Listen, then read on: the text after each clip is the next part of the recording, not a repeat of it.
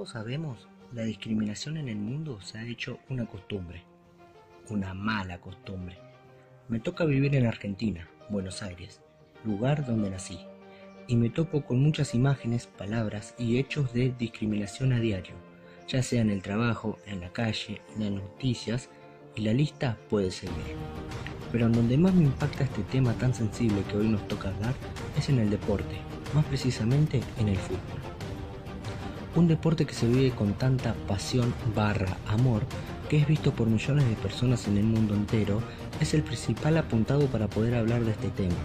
Me gustaría ir más allá de nuestro fútbol local. Me voy a ir al viejo continente, a Europa. Para ser más exactos, a Francia. Este deporte es muy aclamado y vistoso, ya sea por sus grandes estadios, grandes clubes y ni hablar de la calidad de sus jugadores que poseen en esa liga llamada Ligue 1. Me ha tocado ver muchos partidos entretenidos, pero me voy a detener en uno en particular para hablar. Jugaban el Nissan versus el Bastille. Todo empezaba lo más bien, un partido entretenido, la hinchada alentando a sus equipos, hasta que hubo un momento del partido que lo manchó por completo. Los hinchas del Bastilla, equipo visitante, empezaron con cantos racistas al delantero nacionalizado italiano Mario Balotelli, un jugador de piel negra que sufre de mucho racismo. Se detuvo el partido hasta que la gente no paró con los cantos, pero eso iba a durar unos minutos. El jugador se puso a llorar, apoyado por sus compañeros y jugadores del equipo contrario. Después de ese mal momento no pudo volver a meterse en el partido. Lo sustituyeron y se puede ver cómo seguía llorando sentado en el banco. Es muy cotidiana esta situación en el fútbol francés porque se mete con tu color de piel, religión, familia. A la gente no les importa tu dolor con tal de verte sufrir, que la pases mal. Son capaces de hacerte la vida imposible porque esto no solo queda dentro de la cancha, por así decirlo, sino que también se traspasa al entorno privado. Pero les hago una simple pregunta. La selección de Francia campeona del mundo 2018. ¿Cuántos jugadores convocados al Mundial son nacionalizados franceses? La respuesta los va a sorprender. De los 23 convocados, 14 jugadores son de origen africano, comenzando por Presnel Kimpembe, de Congo, Samuel Umtiti, Camerún, Paul Pogba, Guinea, Kylian Mbappé, Camerún, Ousmane Dembélé, Mali, Corentin Tolisso, Togo, N'Golo Kanté, Mali, Blaise Matuidi, Angola, Steven Nsonsi, Congo, Steven Mandanda, Congo, Adil Rami, Marruecos, Nabil Fekir, Argelia. Discriminación, racismo y xenofobia en el fútbol argentino. Un problema de toda la cancha y más allá. A River le pasa esto porque quiso contradecir la historia. ¿Cuándo se ha visto que dirijan los negros a los blancos? Hace 26 años, en un programa televisivo similar a lo que hoy sería Fútbol de Primera, el periodista Pepe Peña lanzó aquella afirmación. Según su interpretación, el club de Núñez no gozaba de buena salud deportiva por haber contratado como director técnico a un hombre de color negro, Didi, un ex jugador brasileño. Muchos señalan ese episodio como el primer antecedente de discriminación en el fútbol argentino. Actualmente, las manifestaciones de ese tipo en este deporte son más variadas y extensas. Discriminación, racismo y xenofobia van ganando terreno, extendiéndose por todo el espectro que compone al mundo del fútbol. Hinchas, jugadores, entrenadores, árbitros y directivos. Todos forman parte de esta escena. Podemos identificar situaciones de este tipo en diferentes localidades de nuestro país, desde Capital Federal, pasando por Buenos Aires, Jujuy y Córdoba. Cánticos de las parcialidades, banderas, insultos durante los partidos y declaraciones a la prensa antes y después de los partidos. Son estas las distintas formas en que estos tres fenómenos sociales logran introducirse en el fútbol argentino. Estas manifestaciones racistas pueden retraerse con mucha anterioridad en el fútbol de Europa, por ejemplo. En nuestro país, estos acontecimientos son de tipo más reciente, pero sin embargo parecen propagarse y repetirse a gran velocidad. El fútbol es un mundo organizado de manera polar. De un lado están los machos, del otro lado los no machos. Pero estos no son las mujeres, porque ellas no cuentan en este orden simbólico. Los no machos son aquellos que no son adultos, hijos nuestros o son homosexuales. Putos. Este orden implica, además de una homofobia recalcitrante, la organización de una histórica donde humillar al otro consiste básicamente en penetrarlo por vía anal. Los cogimos, les rompimos el culo. Esto da lugar a juegos divertidísimos. Son machos que afirman su masculinidad manteniendo relaciones homosexuales simbólicas, pero eso sí, siempre activos, sostiene el sociólogo Pablo Alabarces en su texto Fútbol, violencia y política en la Argentina, ética, estética y retórica del aguante.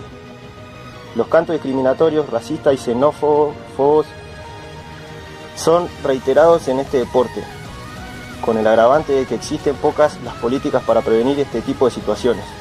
Los clubes son los principales actores en este escenario, son los que deberían tomar iniciativas en este sentido.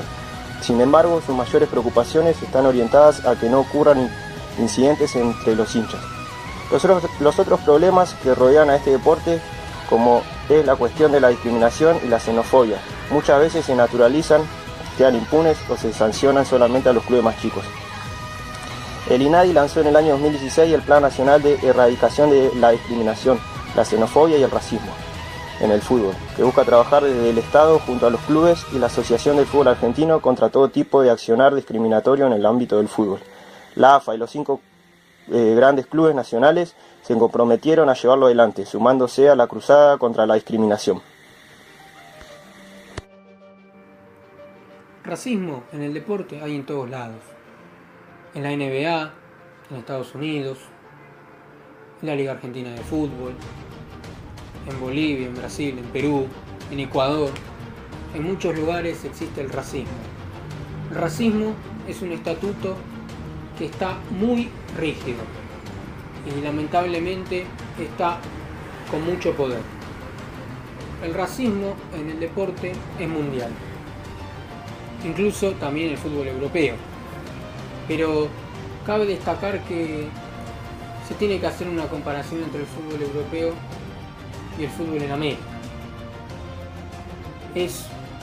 Son puntos diferentes, son puntos totalmente diferentes, porque en el fútbol europeo existen distintas organizaciones, existen distintos medios de comunicación que saben informar, existen diferentes entidades que pueden concientizar, existen diferentes organizaciones, asociaciones que realmente, las escuelas mismas, que pueden educar a los alumnos, a la gente sobre estos casos de racismo.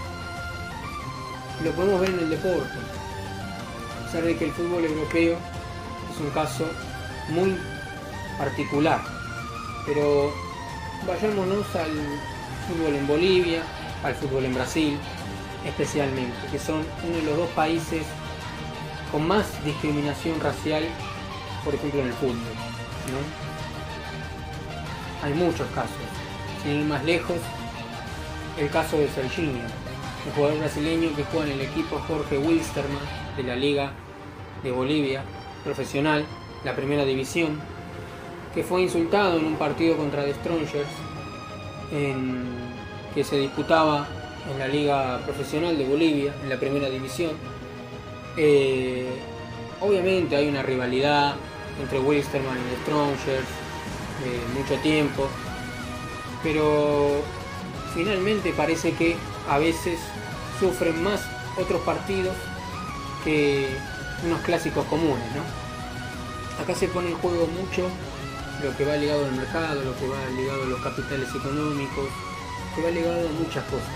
Es un tema también de educación social, que en Bolivia y en Brasil, por ejemplo, no lo hay.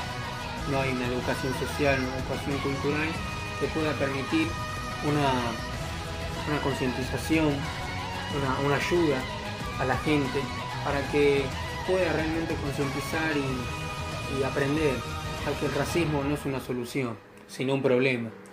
La problemática del racismo existe y está muy profunda, es muy profunda. Y realmente es un estatuto que se debería convertir en una formación hegemónica para siempre, porque debería ser una consolidación hegemónica para terminar con el racismo, erradicarlo definitivamente o disminuirlo en su gran mayoría, cosa que en Bolivia y en Brasil ni siquiera están en una frontera imaginaria, ni siquiera están en un pánico moral, Ni siquiera hay campos o hay muy pocos campos que discuten ni que ponen en común un capital simbólico, un capital social, cultural, sino que ponen en común un capital económico para luego poder generar intereses en distintas empresas, incluso mismo en las empresas de fútbol, en la Asociación de Bolivia, en la Asociación de Brasil, el Brasileirao, la Liga Profesional de Bolivia. Esto pasa en todos lados, pero particularmente en Jorge Wilstermann. En Jorge Wilstermann son muchos los casos de discriminación racial que se viven en contra de este club.